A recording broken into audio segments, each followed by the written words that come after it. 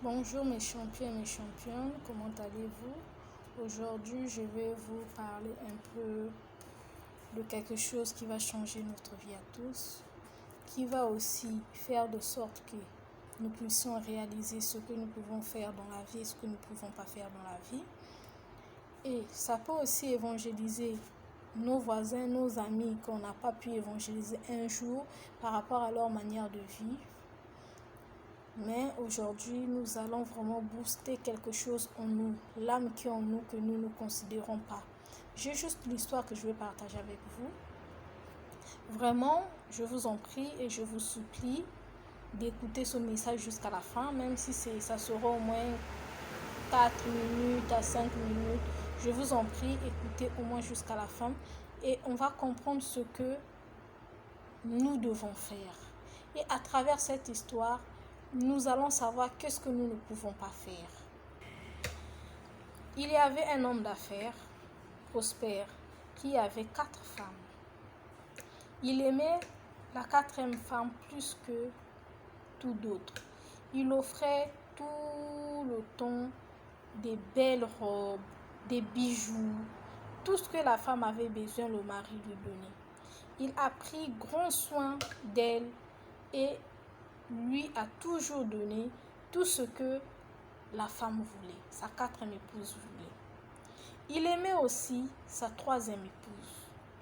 Sa 3e épouse était tellement belle et lui aussi, il était fier de sa 3e épouse.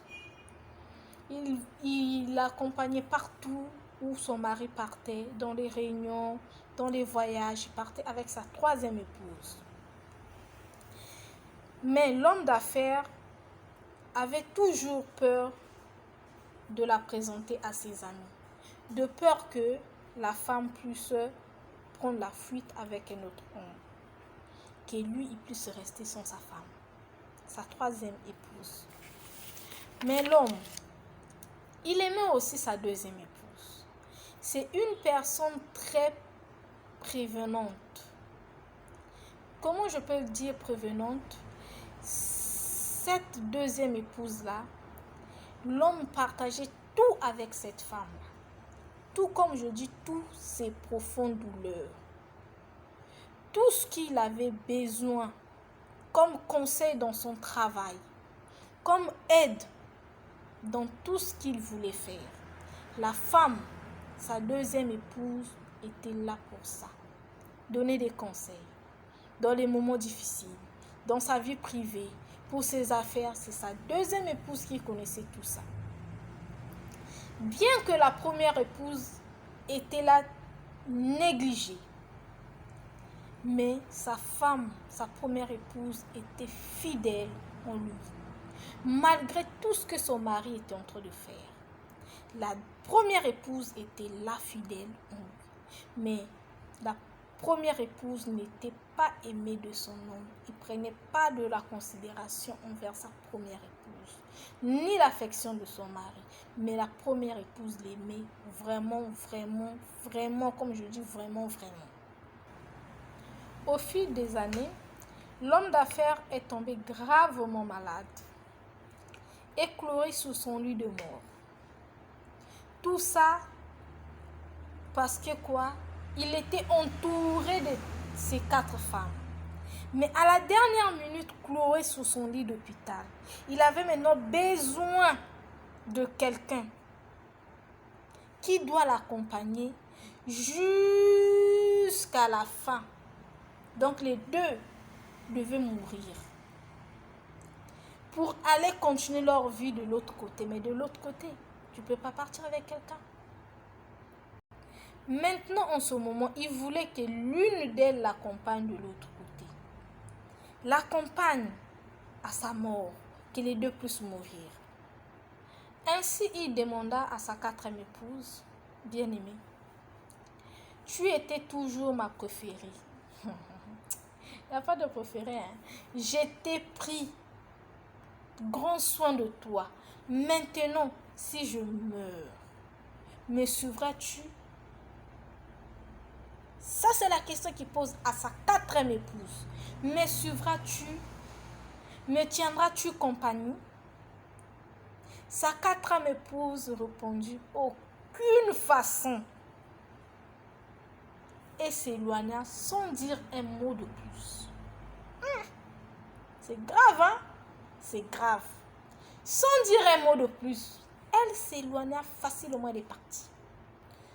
L'homme demanda à sa troisième épouse, toute ma vie, j'étais chérie, j'ai été fière de toi. J'ai voulu dire au monde entier que tu es ma femme. Maintenant, si je meurs, me suivras-tu? Me tiendras-tu compagnie? Il posa la même question à sa troisième épouse. Mais l'homme l'a été à la fin. La troisième épouse répondit, non, la vie est tellement belle et importante. Ici-bas, je trouverai quelqu'un d'autre quand tu mourras. Mais c'est grave, c'est grave. Je trouverai quelqu'un d'autre quand tu mourras. L'homme regardant dans les yeux de sa seconde épouse et avec qui il ne pouvait lui demander, avant qu'il puisse lui demander de l'accompagner. Elle, la seconde épouse, lui dit, je suis vraiment désolée. Le maximum que je peux faire, c'est juste de t'accompagner jusqu'à la tombe. Puis je rentre chez moi. L'homme qui vous a aimé, qui vous a chéri, qui vous a tout donné, mais tu lui réponds comme ça. L'homme avait le cœur brisé et ne pouvait pas croire ce que ses trois épouses lui ont dit. Vraiment, il était vraiment affaibli de toutes les paroles que ces femmes ont pu dire en tort durant toutes ces années. Il voulait les rendre heureuses. Je viendrai avec toi, je t'accompagnerai là où tu iras, même au-delà de la mort. Cria d'une voix forte. L'homme leva les yeux et vit sa première épouse qui se tenait à côté de ses côtes, donc à côté de lui. C'est sa première épouse qui était là. La femme qui était négligée. Mais elle était mince, maigre, affaiblie. Parce qu'elle n'était pas bien nourrie. Et le mari pleura. Le mari a dit, quand je t'ai même pas chérie. Je t'ai même pas nourrie. Que dois-je faire? Que dois-je faire? Tout ça, ça veut dire que nous avons tous 4 épouses en nous. 4 épouses que nous avons dans notre vie. On a 4 épouses. La quatrième épouse représente notre corps. La quatrième épouse représente notre corps. Peu importe ce que nous faisons pour être belle, en bonne santé, parfaitement, le nourrir, mais le corps nous laissera le jour où nous mourrons.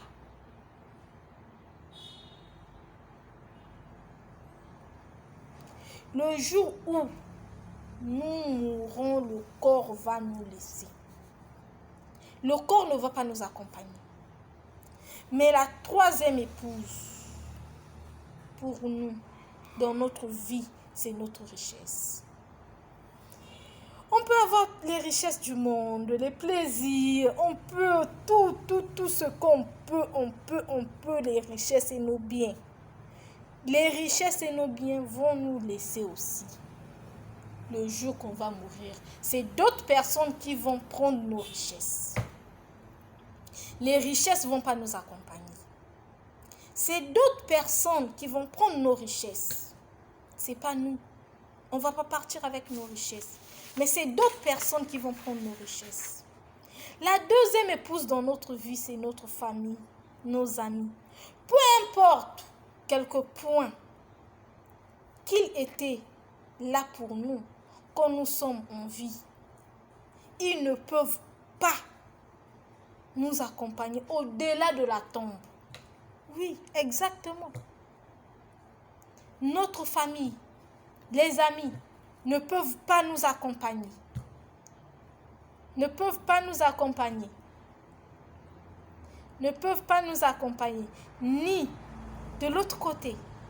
Non, ne peuvent pas.